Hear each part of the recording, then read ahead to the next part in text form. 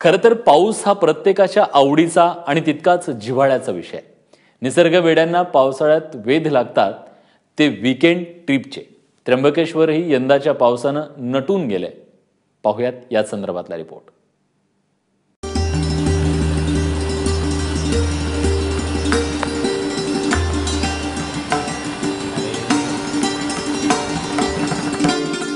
ब्रह्मगिरी पर्वताच्या पायथ्याशी वसलेलं त्र्यंबकेश्वर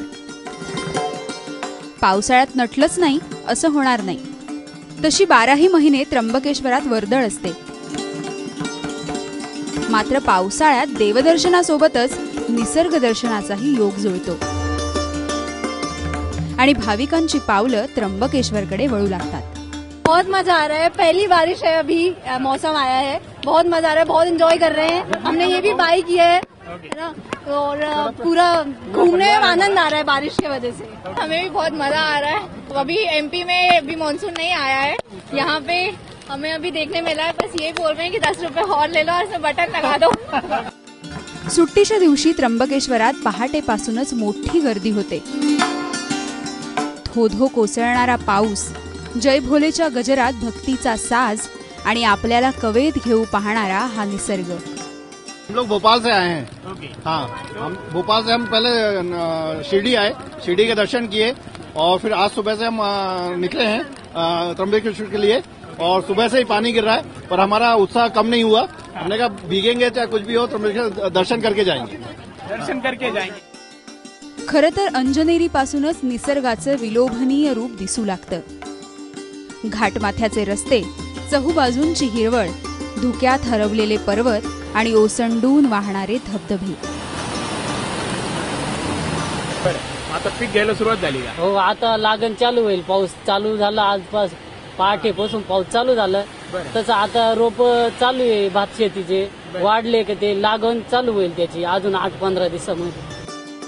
त्र्यंबकेश्वरून परतताना हा जव्हार घाट जणू तुमच्या स्वागतासाठीच उभा असतो.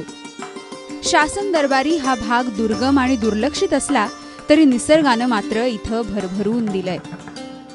लांबच लांब धबधबे, नजर जाईल तिथे हिरवळ आणि भर दिवसा धुक्यात हरवणारे रस्ते, हे या भागाचं वैशिष्ट्य.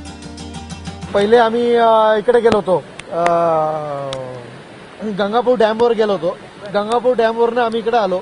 हा पहिलाच पाऊस आहे. खूप एन्जॉय करतो. आज शनिवार आहे, सुट्टी आहे.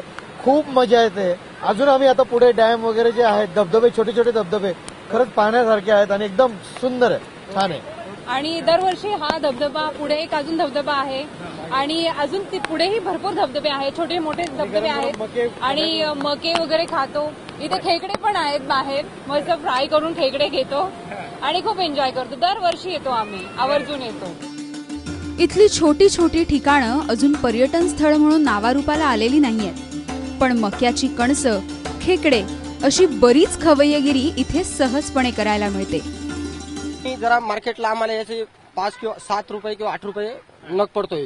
त्यांचं आमचं भाडं थोडं, म्हणजे एक मक्का 10 रुपयाला आम्हाला तिथे पडतो. आम्ही त्याची विक्री 20 रुपयाला करतो. आमची मेहनत, कष्ट, हे लाकूड, हे सगळं. नाशिक जिल्ह्याला निसर्गाचा कोणताही कृत्रिम लेप नाहीये. रानावनातला बेभान पाऊस, गावरान खवय्यगिरी आणि तुमच्या गळाभेटीसाठी आसूसलेला हा निसर्ग, हेच या नाशिकचं वैशिष्ट्य.